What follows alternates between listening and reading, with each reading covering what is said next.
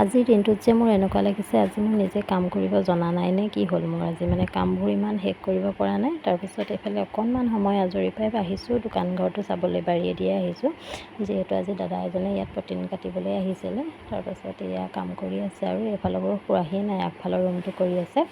এইফালৰবোৰ অকণমান লেতেৰা হৈ আছে, যিহেতু আগতে আমাৰ হাৰ্ডৱেৰ দোকান আছিলে আৰু বহুত দিন বন্ধ হৈ আছিলে, সেইটো কাৰণে এইফালে এয়া হৈছেগৈ কাম। তাৰপাছত অকলে কৰিছে দাদা, দুজনে কৰাহেঁতেন বাৰু হৈ গ'লহেঁতেন, অকলে কৰিছে যে সেইটো কাৰণে চাফ চিকুণ কৰি আকৌ মানে চিচ মাৰি কৰিবলগীয়া হৈছে যে সেইটো কাৰণে অলপ দেৰি লাগিছে। তাৰপাছত এইফালে আমাৰ এইখিনিতে তিনিআলি এটা আছে আৰু তিনিআলিটোৰ ছাইডতে আমাৰ নামঘৰ।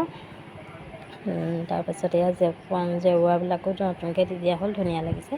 তাৰপিছত ছাইডত এয়া আমাৰ ওচৰৰে দাদা এজনৰ দোকান ভাড়া দিয়া আছে, বৌয়ে ইয়াত কাপোৰ চিলায় আৰু দাদাই এয়া সৰু সুৰা কিছুমান বস্তু বিক্ৰী কৰে আৰু। তাৰপাছত ইয়াক দেখিছেনে, দোকানলৈ নানোৱে মানে আনিলে কিবা কিবি খাবলৈ লাগে আৰু এয়া মোক দেখাই আছে কিনি দিয়া।